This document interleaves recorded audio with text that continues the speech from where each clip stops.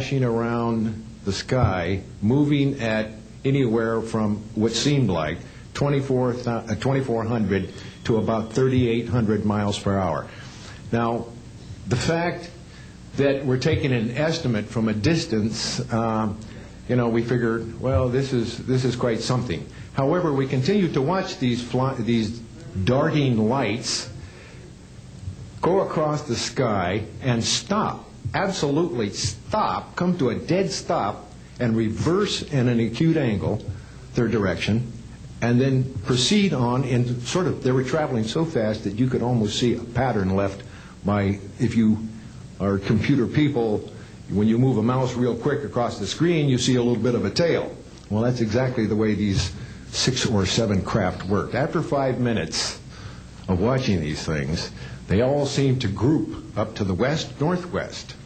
Okay? They started to come in on a circle. But what I would like to point out is that where they were putting on their display in the north-northwest sky, just directly east of that is what is known as Area 51. Area 51 is a AEC name, okay? Atomic Energy Commission. That was the old name for Atomic Energy Commission.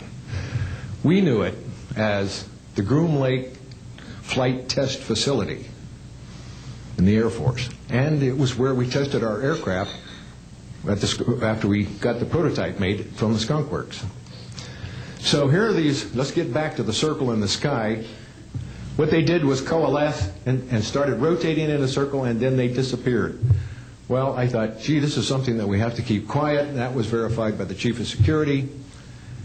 But we waited there and talked it over for a little bit, and it seemed like, I think it was an hour. Then came the radar people from the scopes, which were at 10,000 plus feet, came down for their dinner at 2 o'clock in the morning. And the first person off the bus was a good friend of mine, Anthony Kesar. He said, he was white as a sheet, and he says, did you see that? Yeah, we all said, yeah, it was a nice display. What a show. He says, we documented them on radar. And he says, we didn't give them clearance. The standing order was let them fly through the radar beam. He says, we documented 6 to 7 UFOs. Now, we don't know who was guiding those, but they were certainly intelligent.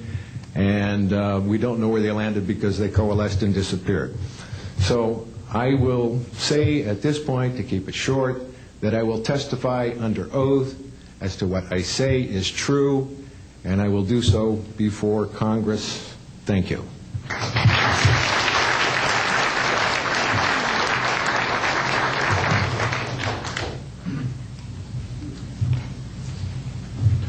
My name is Robert Solis. Contrary to what it says on the card, I was not a lieutenant colonel in the Air Force. I was in the Air Force active duty after I graduated from the Air Force Academy in 1964 until 1971, and separated as a captain. In March of 1967, I was stationed at Malmstrom Air Force Base, Montana, as a missile launch officer, Minuteman missiles. On an early morning of March 16th, 1967, I got a call from my security guard, primary security guard upstairs. We had about 6, as I recall, flight security airmen upstairs.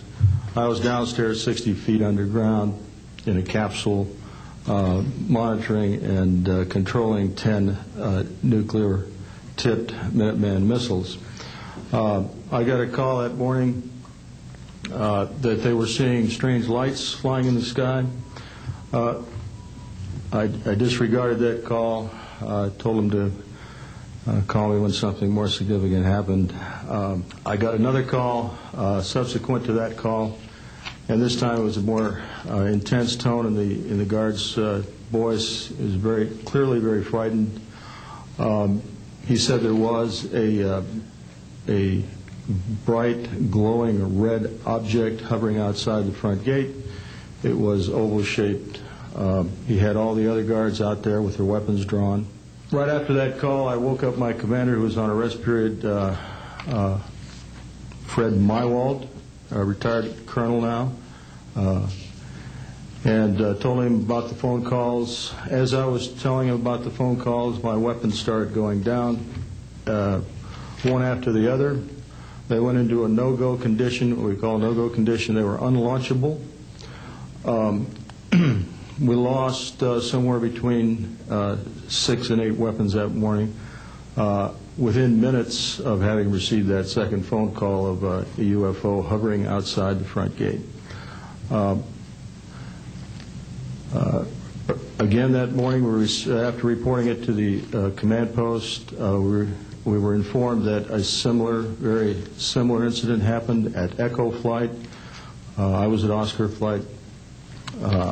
They lost all 10 of their weapons under similar circumstances, very similar circumstances, where UFOs were sighted over the launch facilities.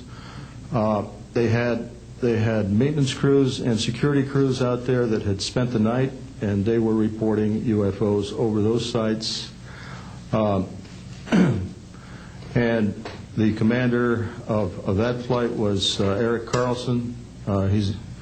He also separated as a captain, and the deputy commander was Walt Fiegel.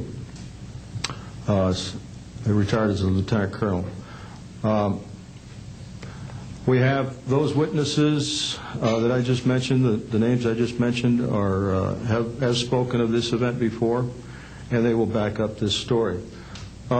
We also have documentation that I received through FOA requests from the Air Force outlining the Echo Flight incident, and including in that documentation a reference to UFOs. We have telexes covering this incident, and in one telex it says the fact that no apparent reason for the loss of 10 missiles can be readily identified is cause for grave concern to this headquarters. This was from SAC headquarters. So we've got those telexes. I've got about 12 witnesses that'll verify parts of this story, including of a man who investigated the incident afterwards for the Air Force, and you'll hear a little bit more about that from the next witness.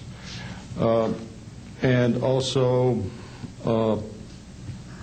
another guard that witnessed a UFO in that same time period, and another officer who retired a full colonel who had other reports of UFOs. Ancillary to that, excuse me, I've got the complete report on a Minot, North Dakota incident. That was Minot Air Force Base, North Dakota, which happened in August of 1966. Very similar. UFOs sighted over missile silos, and also a UFO incident that was investigated by the Air Force immediately after our incident within a week. I'm willing to testify to the truth of all these matters that I've spoken about this in front of Congress under oath. Thank you.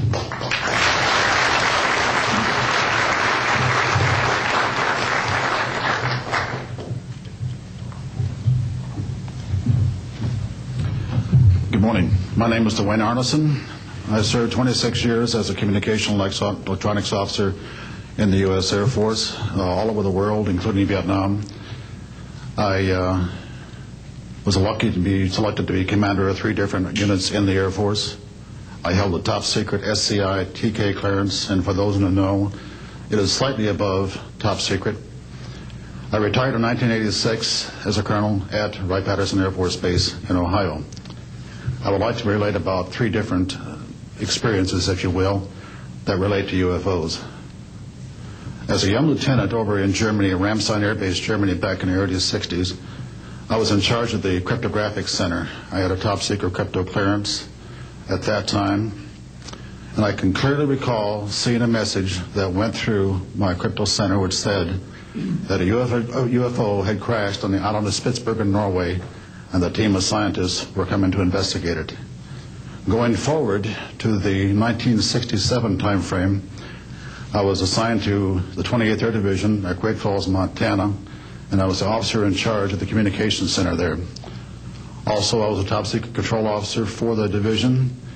I had a crypto account. I was an account custodian, and I also passed out nuclear launch authenticators.